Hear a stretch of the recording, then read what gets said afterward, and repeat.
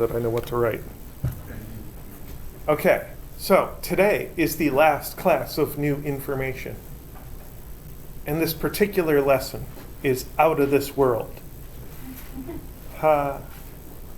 Because we have to talk about how gravity works when we're not on Earth. Now, before we get to that,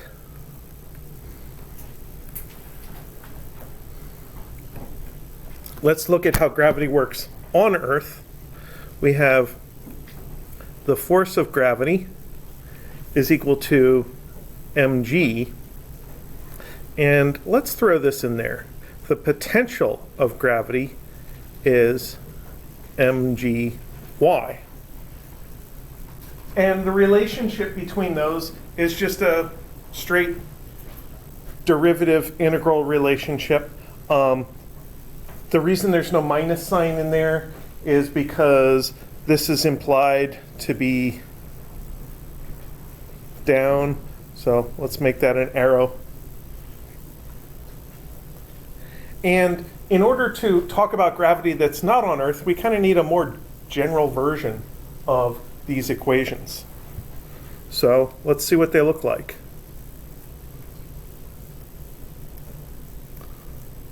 So in general, the force of capital gravity is capital G, capital M, little m, over r squared.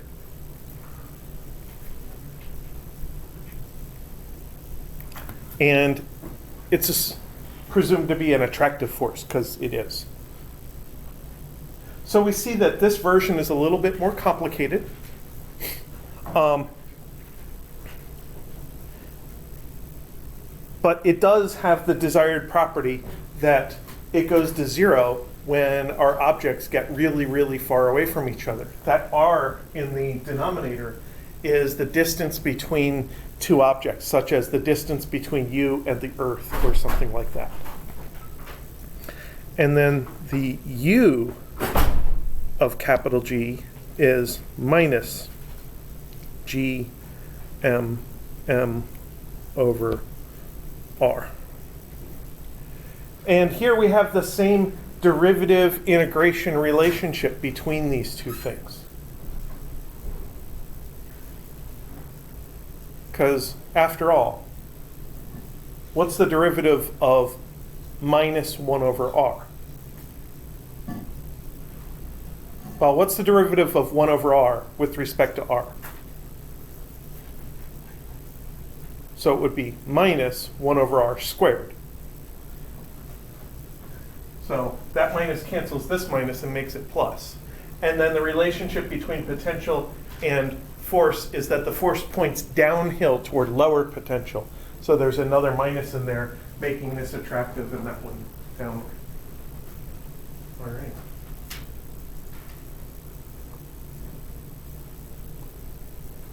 Everybody's on here. Good.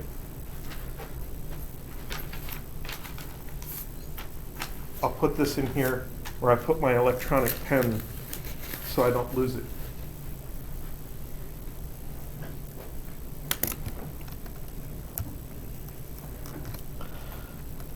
So what are the things that go into this? Obviously, we know little m is the mass of an object that we care about.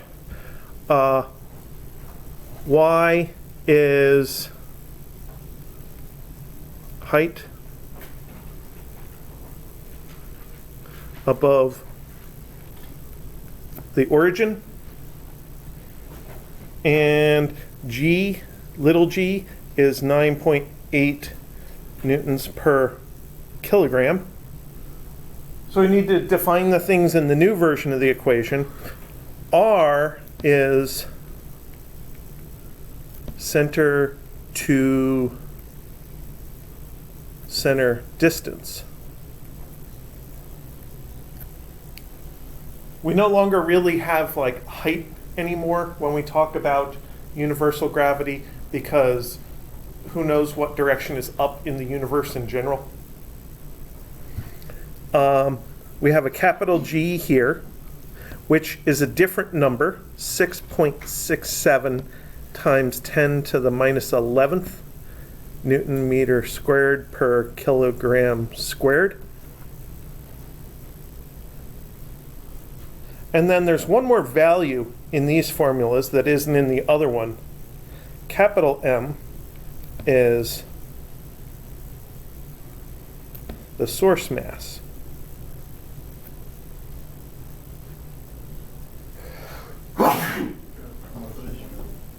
Thank you. So, the universal gravity formula or the Newtonian gravity formula is able to take into account other situations than just standing on Earth. So you could do the gravity due to Earth, gravity due to the moon, gravity due to the sun. Any massive body that could be causing gravity can go in here. Now you could do situations with multiple objects causing gravity. We're not going to worry about that. We're going to do one source mass. And one thing that would be nice is if the two versions of the formula are consistent with each other. Because we've done all these calculations relating newtons and kilograms using the 9.8 value. Where is that in the new version? So if we look at this stuff here,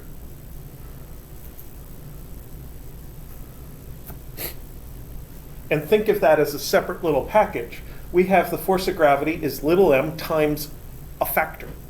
And that's really what our original gravity formula was. The force of gravity is little m times a factor. So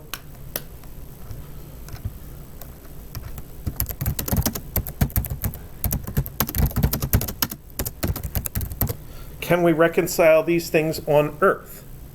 On Earth, we should be using r is the radius of Earth, which is 6371 kilometers. Earth is round. It's almost a sphere. It's a geoid, but it's round-ish. It's more round than flat on a global scale. It's more flat than round on a local scale. The geoid looks like a ball of Play-Doh. It's been crumpled. It's a crumpled up ball of Play-Doh. Due to gravity. Yes. However, it's rounder than any ball of Play-Doh I've ever made on a percentage basis. The capital M should be the mass of Earth, which is 5.97 times 10 to the 24th kilograms. And we're hoping that G is G capital M over R squared works out right. So this is 6.67 times 10 to the minus 11th Newton meter squared per kilogram squared. There's the capital G. Capital M, 5.97 times 10 to the 24th kilograms over 6371 times 10 to the third meters quantity squared. Reminder about unit conversions. Kilograms are the units we want for mass. No conversion there, but we did not want kilometers here, so I plug in the numerical value of kilometers, just adding a factor of 1,000 or multiplying in a factor of 1,000 inside the parentheses of squaring. And if you do all that, you get a value of 9.81, which is the standard value of lowercase g. So that's very reassuring that these two formulas come out with a force that's completely consistent with each other. And if we look for the units, we have a Newton here that isn't canceled by anything. So we do have newtons. And then we have a kilogram here and a per kilogram squared. So there's a per kilogram. And then we have a meter squared in the top and a meter quantity squared in the bottom, so they cancel. So we even get the same units, 9.81 newtons per kilogram. So this is great.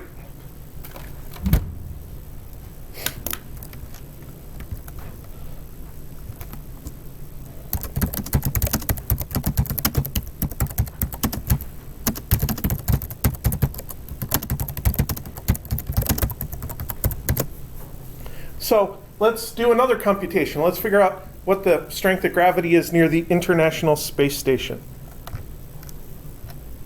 So does anybody know where the International Space Station is? Just, It's in space. we actually just were talking about it in my satellite positioning class. I don't remember the exact. Oh, a satellite positioning class? Yeah. Oh, that sounds It's awesome. great. Yeah. Well, fortunately, I have a bookmark. And we could look at the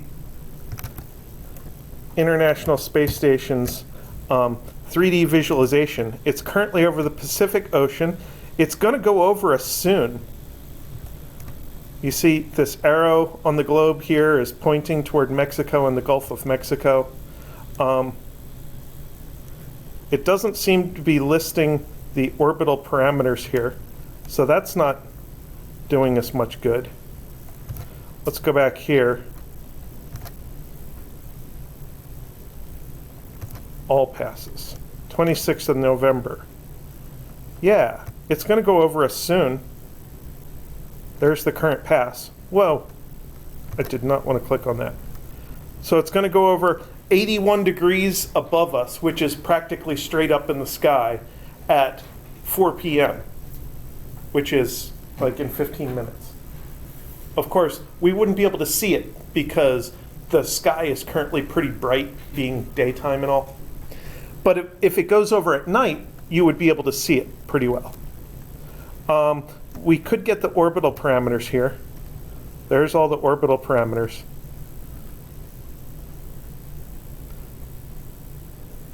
Check that out. The height. That's what I care about right now. The height is between 410 and 420 kilometers above the surface right now.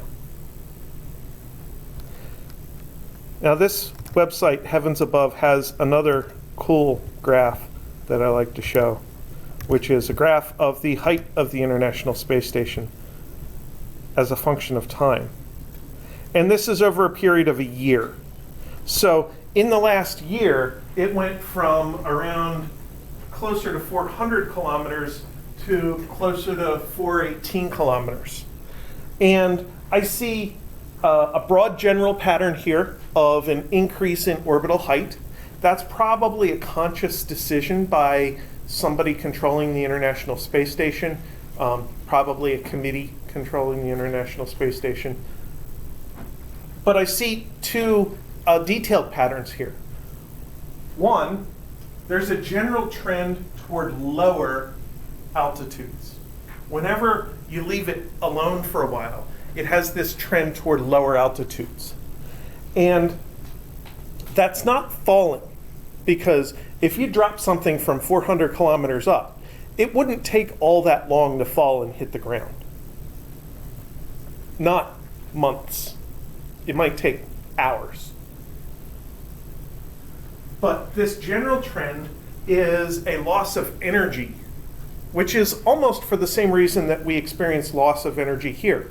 When I push this chair across the room, I give it kinetic energy, and it slows down and loses its energy all by itself. What causes that loss of energy? Friction. ISS is experiencing a form of friction called air drag. Even 400 kilometers up, there's some gas up there that is taking away the kinetic energy of the space station. And depending on exactly where it is, when it's lower, there's more gas. When it's higher, there's less. So you see as you go down, it gets steeper. There's a trend depending on how much solar activity there is. When there's more solar activity, it stirs up the atmosphere more, makes more junk poof out to that height and stuff like that. The other trend you see is occasional bumps in the altitude, sudden spikes in the altitude.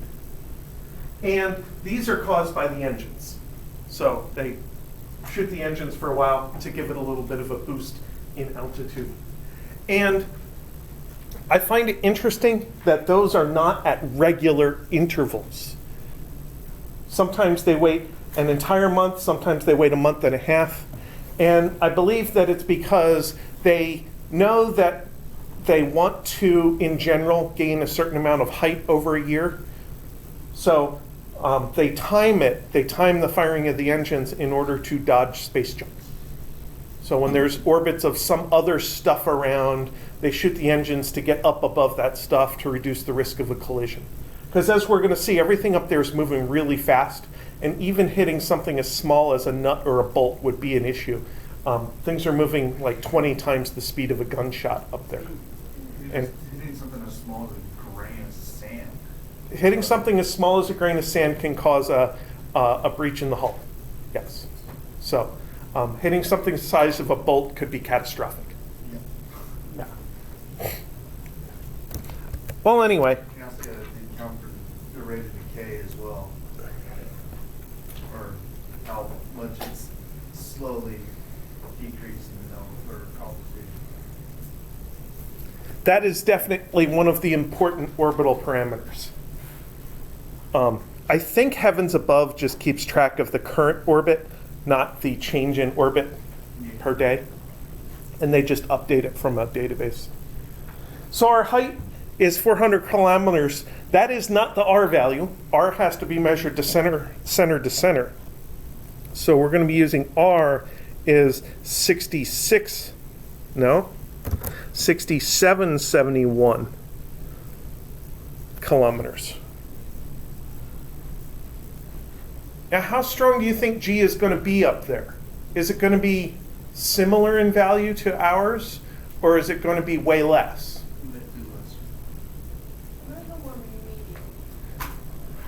Halfway? Well, we can compare them. We could do something like this. G2 over G1 equals capital G M over R2 squared over capital G M over R1 squared. So their acceleration due to gravity would be calculated by the upper formula. Ours is calculated by the lower formula. And this gives us a set of ratios where we can cancel some things and simplify it. And we end up with R1 over R2 quantity squared,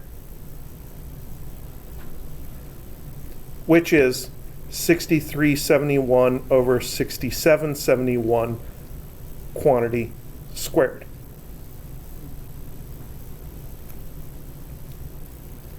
So that numerically is 6371 over 6771 0.941 squared, which is 0.885.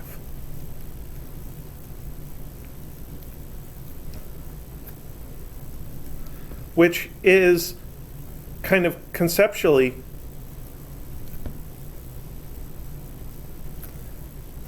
we would describe that as saying 11% less.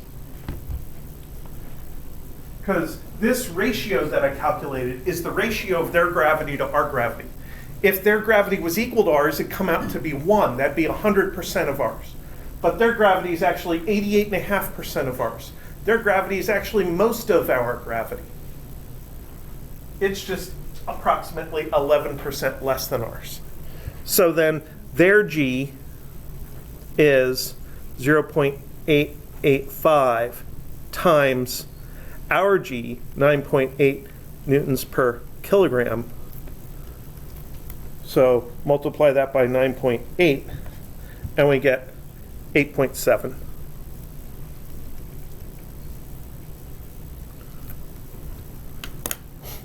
So Question? On the previous one, the one I used, on the blue. On the blue one, yes. How do we figure out the mass of the Earth? How do they know that? How do we know the mass of the Earth? That's a good question, because the only way to really measure the mass of the Earth is to measure the G value. So we actually measured the mass of the Earth using this formula by solving for m. That means we had to find capital G somehow. And capital G, you can actually measure using massive objects in a lab. You can get two like 10 kilogram lead masses and actually measure the force of gravity they exert on each other in a lab. And that gives you a way of calculating capital G. So, question? This is some crazy stuff. What about it? Oh, well, I was going to say, so basically, the GMs cancel out. Here, in the green. Yes, the GMs, the capital G's cancel, the M's cancel. And the R's are still a ratio, but since they're in the denominators, they flip. Right. Since they're squared, I can individually, I can just kind of put it in parentheses and square both of them using the parentheses. So that is definitely some algebra that engineers have to be able to do. So that's something that we want to be able to use to analyze different situations.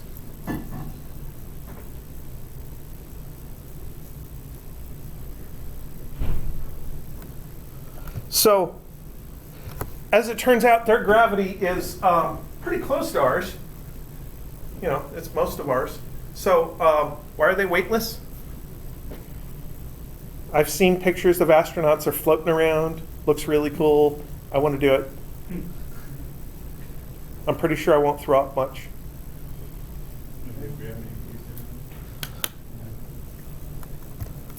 So,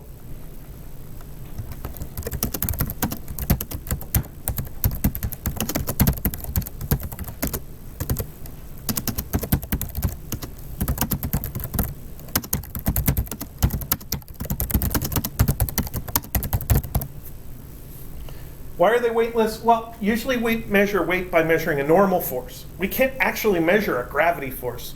We can only measure applied forces. I can measure tension in a string, usually by attaching the string to a digital force meter. I can measure a normal force on a scale by putting a piezoelectric crystal underneath the scale.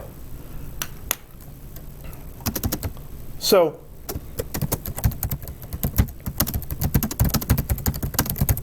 astronauts actually have no normal force. So can I have an object down here on Earth that has no normal force? All I have to do is let go of it.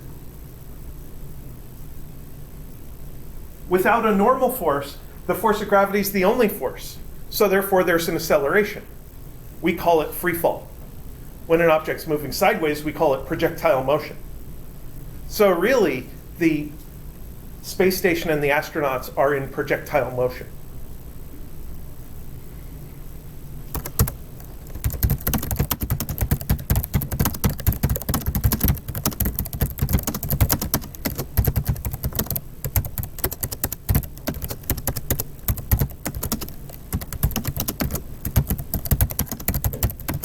But that projectile motion is different for Newtonian gravity, which is a central force, pulls towards the center of Earth, rather than for a uniform force here where gravity pulls in the minus y direction all the time. So with a graph of Earth and something going around Earth, sometimes gravity is in the minus y direction, sometimes it's in the plus x direction, sometimes it's in the plus y direction, sometimes it's in the minus x direction.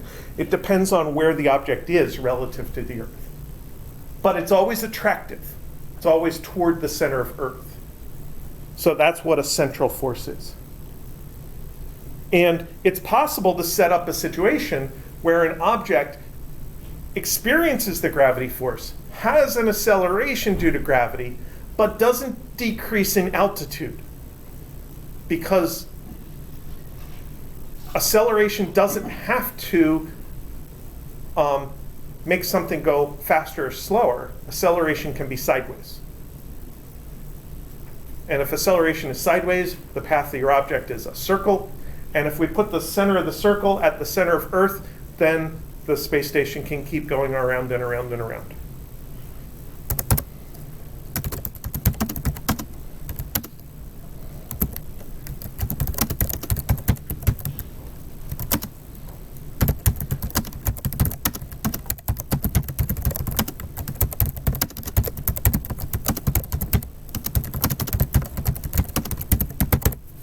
So orbit is that situation of continual motion around a gravitational source.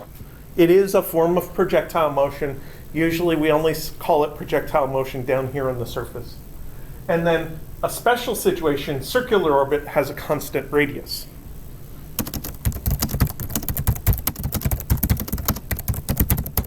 The only force in orbit is gravity. That's all you need. You need to get something into orbit that requires rockets or other forces. But once it's in orbit, it'll just stay there all by itself.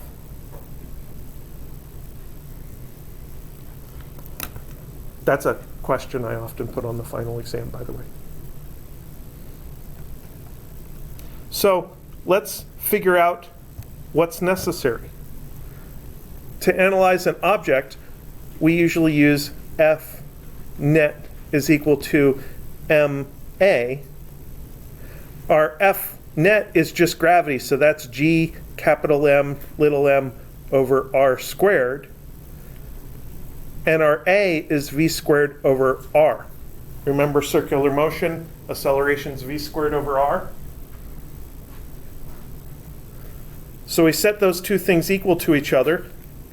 The little m's cancel, and we get G m over r is equal to v squared.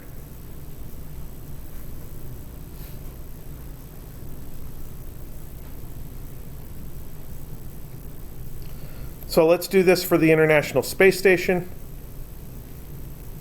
So we have 6.67 times 10 to the minus 11th.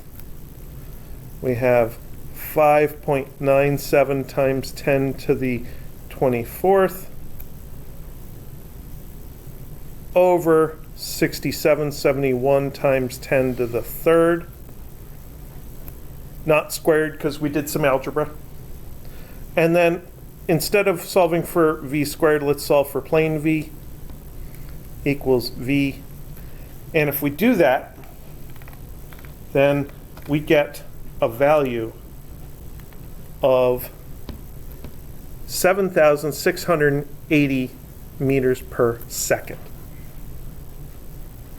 That is fast.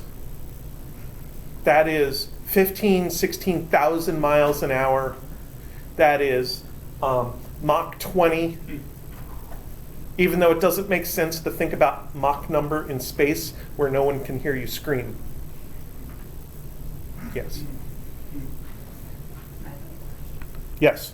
On the G m over r squared equals m, is that m on top? It doesn't matter whether it's on top or in front of the fraction.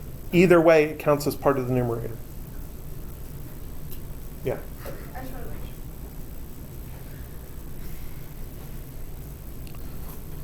So A times B over C is still, it's equal to AB over C. Doesn't matter.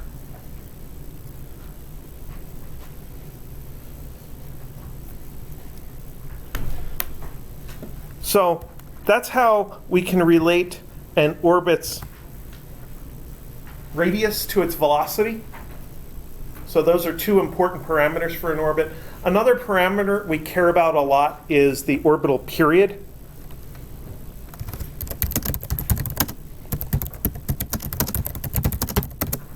So that is related by the general formula, v equals distance over time. The distance is 2 pi r, and the time is capital T. We've done that before. So then we can plug that in here, and we get gm over r. I'm going to keep it as r squared equals v squared over r. So this is the same as what we had there, except I kept the divide by r here, the extra one, and the divide by r on the other side. And the reason I like this version is because this gm over r squared, this is our 8.7.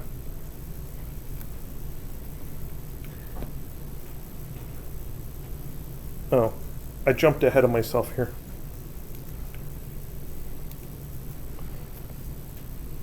This is algebra.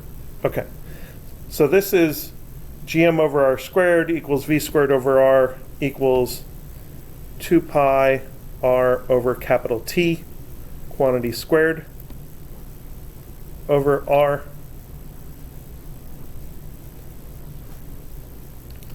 All right, let's simplify this junk here. Gm over r squared equals 4 pi squared. R squared on top, r in the bottom leaves us an r on top, and then a divide by capital T squared. Yeah. So this fraction is this fraction. 4 pi squared, r squared over r is planar, and divide by t squared. Yeah. And then let's just clear out all the denominators here. This is gmt squared equals 4 pi squared r cubed.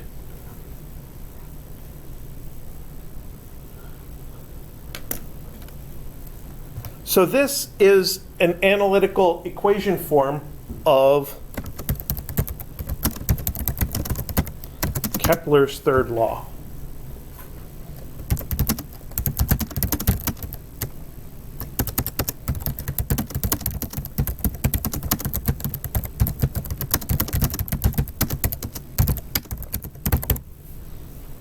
So the square of the period is proportional to the cube of the radius. The square of the period is over here, the cube of the radius is over there, proportionality factors in there also.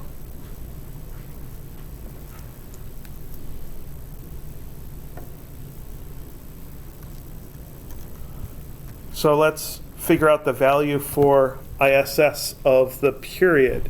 Let's do T is 2 pi r over v. So I'm just solving that formula in the upper left corner for capital T. So I multiply the capital T over to the left, divide the v over to the right. So this is 2 pi times 6771 times 10 to the third over 7680 is 5,500 seconds, which is 92 minutes. 92 minutes for the space station to go all the way around the Earth. Is that what they show here? Hey, look, it went past us.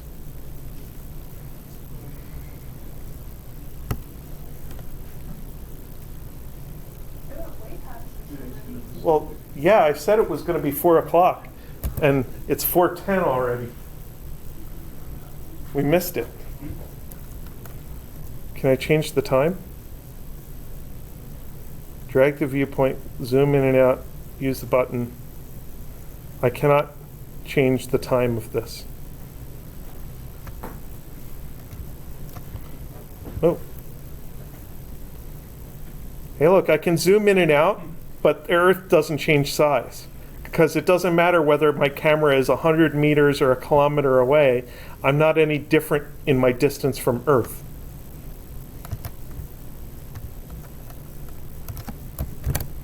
Okay.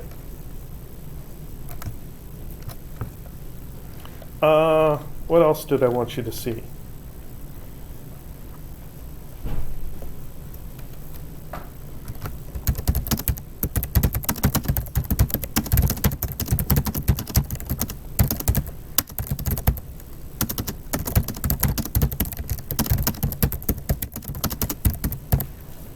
So the higher up your orbit, the more time it takes to go around Earth. At some height, the period is a day.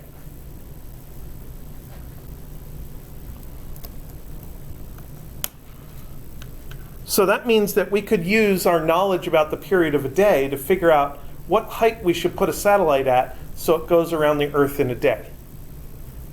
That's a special kind of orbit. It's called a geosynchronous orbit. And it basically, if you put a satellite in such an orbit over the equator, it can stay over the same point on the surface. And we call that a geostationary orbit. So what capital T should we be using here? Capital T2.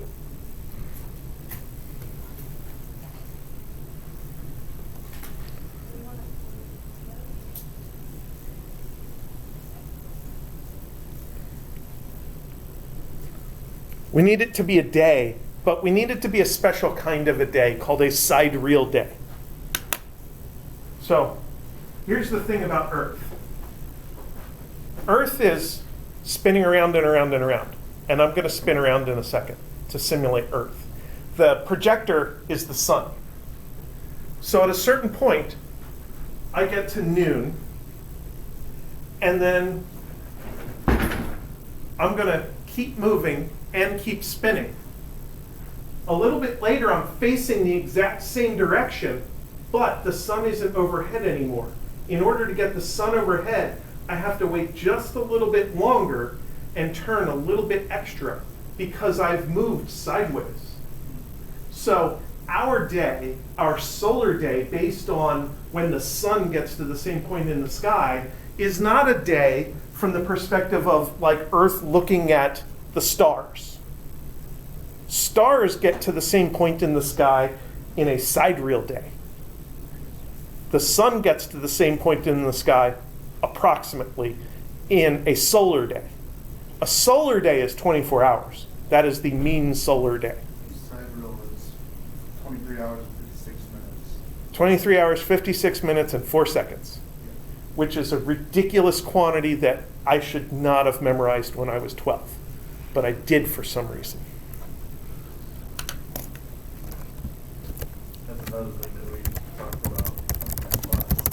In orbits, you care about a sidereal day.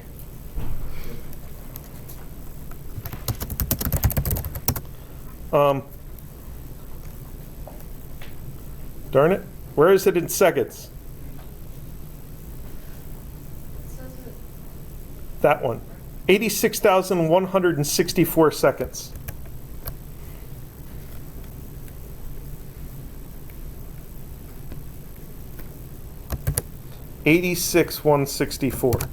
.09. Great. Now my mind is stuffed with another number. So how is this useful to us? Well, we're just going to apply Kepler's third law. Or is it t squared is proportional to r cubed? T2 over T1 squared is R2 over R1 cubed.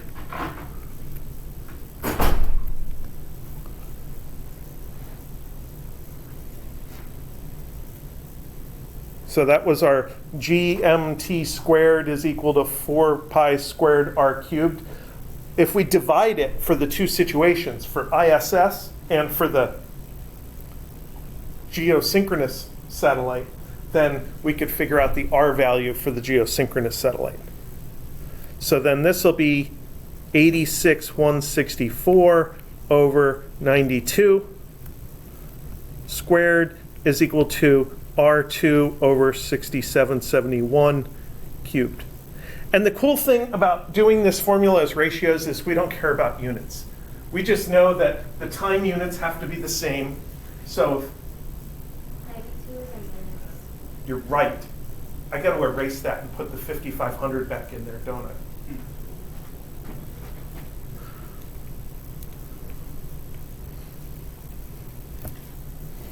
So if the 86164 is in seconds, so is the 5500. That's the number of seconds for an orbit of ISS. And then these distance values will be in kilometers. And then all I have to do is parentheses 86164 over 5500, close parentheses, squared times 6771 cubed equals 7.62 times 10 to the 13.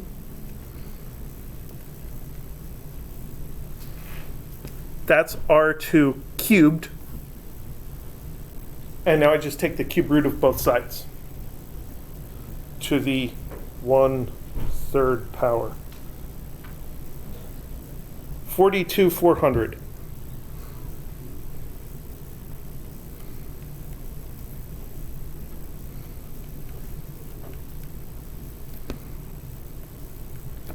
So that's the radius of orbit of a geosynchronous satellite, approximately.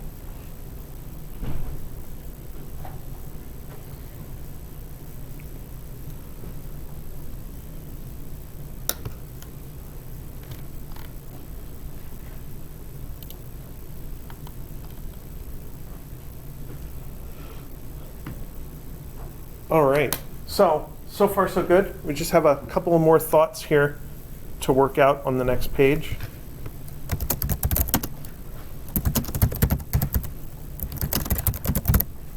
We have to deal with energy.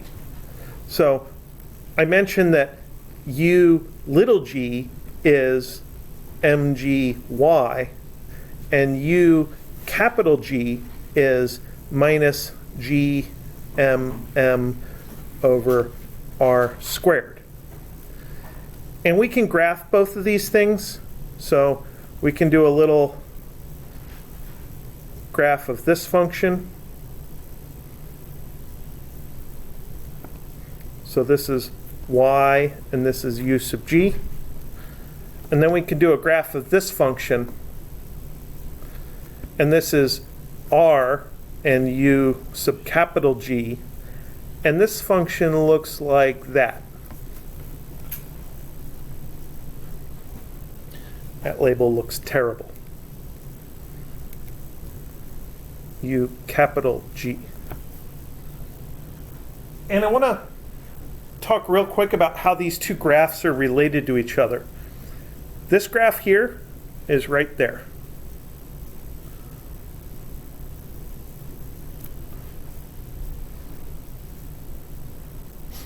So when we do gravity on Earth, we measure our y value up and down from our starting point, or maybe from our finishing point, some point close to the ground. And then our potential energy gets measured up and down from there as well. When we do potential energy in Newtonian gravity, we don't get the freedom to measure R anywhere we want. R has to be measured center to center between our objects. So would that one be tangential to that? This red line is tangential to the blue line. Yes, absolutely. It's not just tangential, they're equal to each other in the small range of this graph. Yeah. And the blue curve hits 0 out at r equals infinity. We don't get a choice to shift it up and down.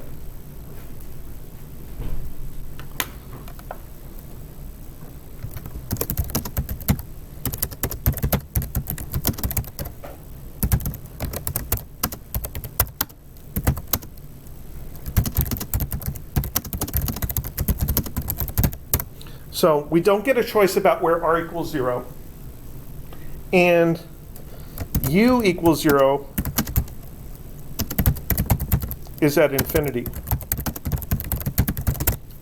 where your objects have a large separation. That means our gravitational potential energy is always negative. That's okay. We don't really care whether it's positive or negative.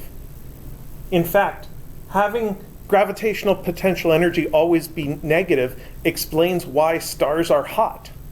Because if you start with a gas that's all spread out and think of that as being potential energy 0 and bring the gas all close together, that's when the potential energy goes negative. Potential energy goes negative means you have to have released that energy into something. That is what turns into the thermal energy that ignites stars. And if a ball of gas has enough energy to actually ignite the fusion reaction, it turns into a star. And if it doesn't, it turns into a Jupiter.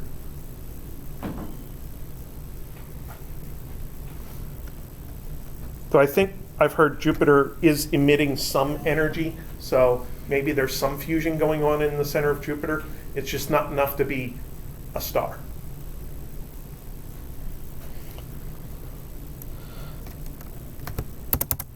So,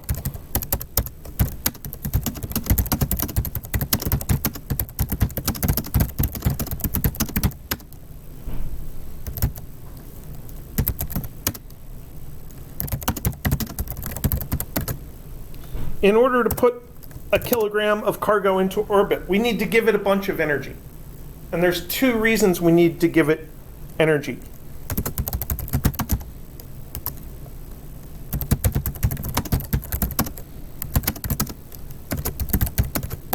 We need to give it potential energy to go high, and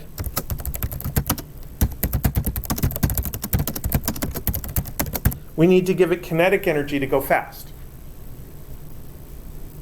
So which one of these do you think is more significant? The speed? No, I think it's the potential energy, because if you can't give it a height, then it doesn't matter. Okay. So They're both important. they're both important. They're both going to be significant. Let's do the calculations and find out. So let's do kinetic. K initial is, let's go with 0, because you could launch something from the North Pole. I'm sure the Soviets have done it. K final is 1/2 mv squared, is 1/2 times our 1 kilogram times our 7680 squared is 29.5 megajoules. Okay. That's a lot of energy. Did we talk at all about the cost of energy when I first introduced energy? That's about $1's worth of energy. Yeah.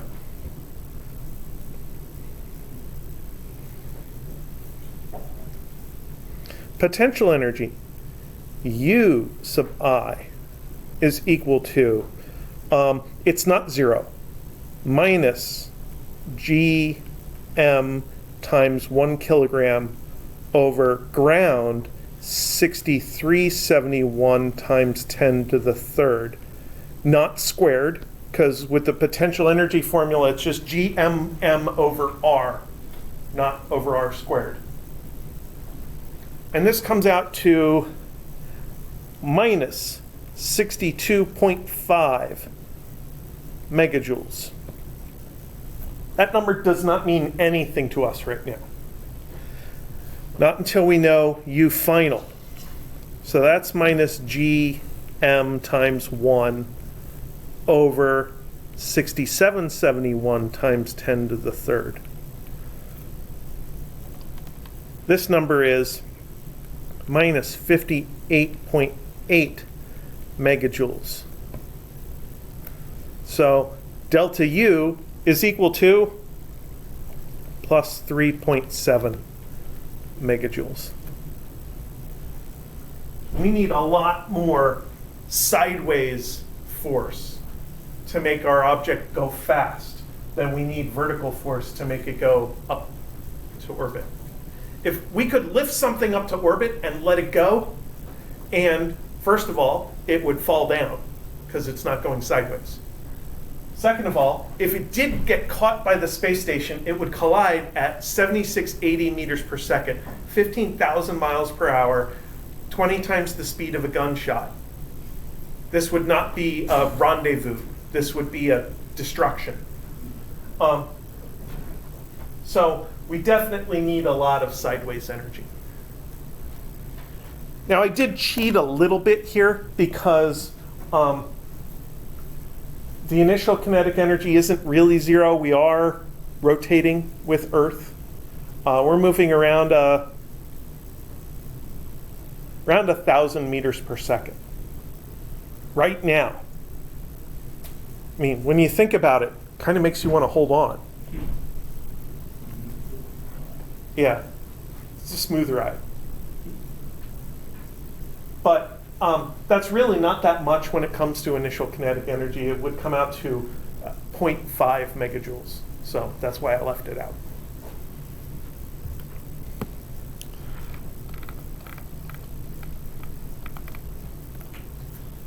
All right, one more thing.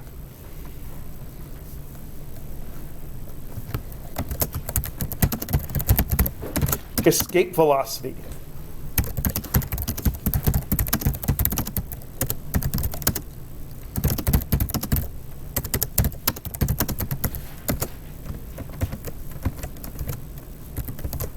How much kinetic energy would we need in order to completely get away?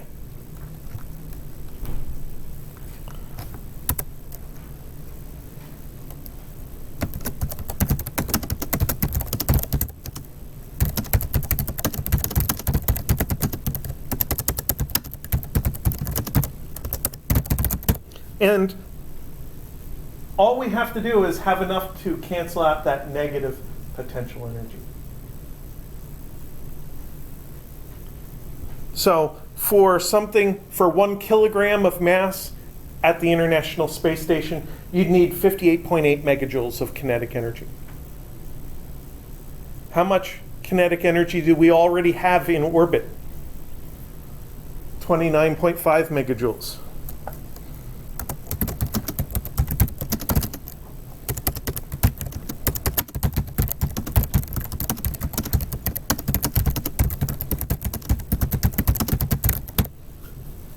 If we did that out to more decimal places, it would work out to exactly half of the required kinetic energy. I think that's a cool coincidence, that the kinetic energy in orbit is exactly half of the kinetic energy required to escape.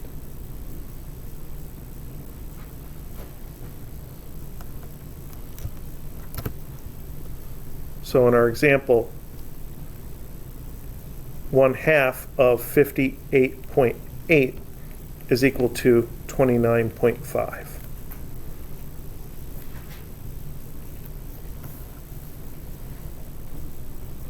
It's actually 29.4, but that's round off error.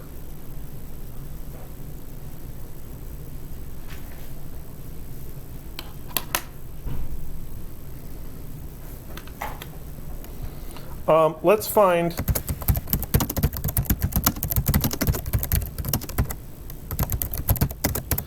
escape velocity from Earth's surface. I don't know if you've looked at all the homework 6 stuff yet, but one of the questions supposes, what if you launch a rocket with 1/3 of the escape velocity?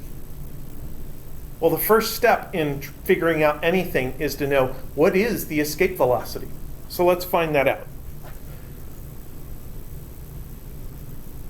So that we'd be thinking U gravity is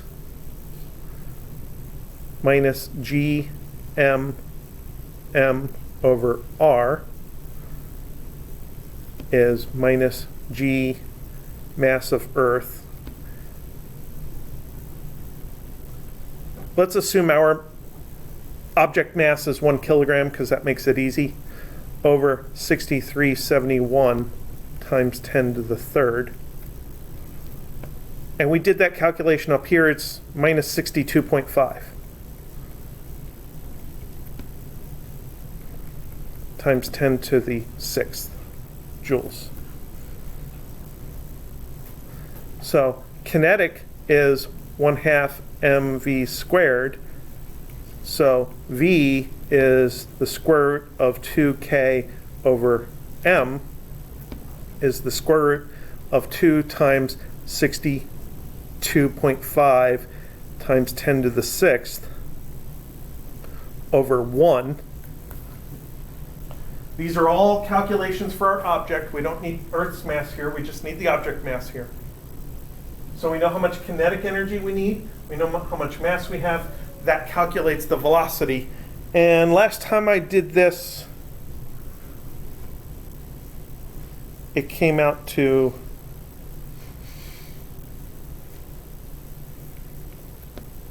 11181 meters per second. So then our launch velocity, supposed in the example, is 1/3 of that.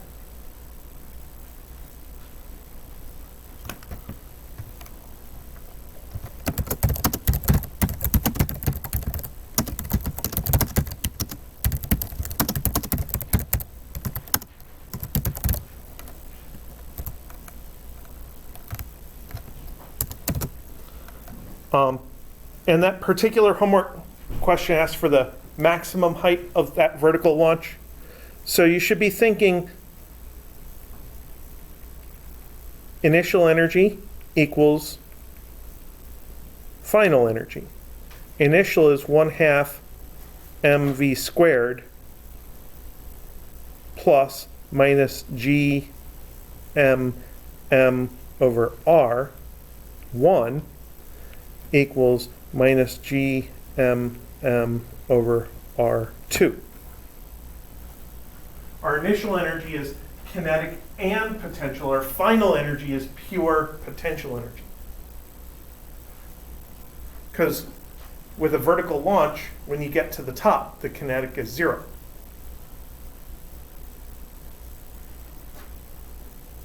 So R2 is max radius. R2 minus R1 is max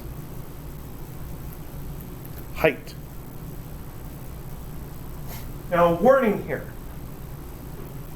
When you go to calculate the max height, you actually need to have R2 and R1 available with pretty decent accuracy.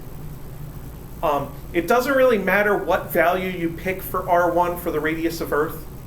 You just have to be consistent about it. But when you go through this calculation and calculate R2, you have to keep all your digits. So that then you can subtract your original R1 and have an accurate answer. Then WebAssign will accept your answer. The problem here is that you're subtracting two large values. And whenever you subtract two large values, it amplifies the uncertainty and the round-off error in your result. You had this problem in the momentum and collisions lab. In the very last collision, where you had the two carts heading straight toward each other, most people, when I taught the lab, had errors in their momentum of like 50 or 100 or 200%. It's like it looked like it did not conserve momentum. Well, the problem was really you had a significant momentum to the left of the one cart and a significant momentum to the right of the other cart, to the left and to the right.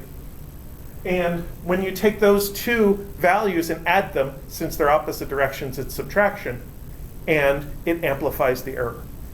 And you get the same problem here. So you don't want to let round-off error in the middle of your calculations cause any numerical instabilities like that. So be careful, do that as accurately as you can. Why did you not use the negative sign in K? Like, why did you only use the magnitude?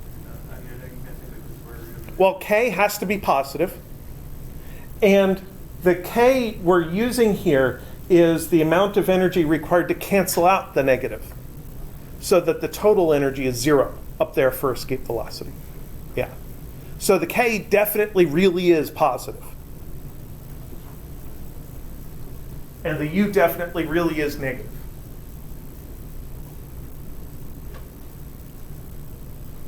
Anything else? Well, then go forth, enjoy the weekend, rest up, get all your work done so that you can spend next week studying. My plan, eat too much turkey.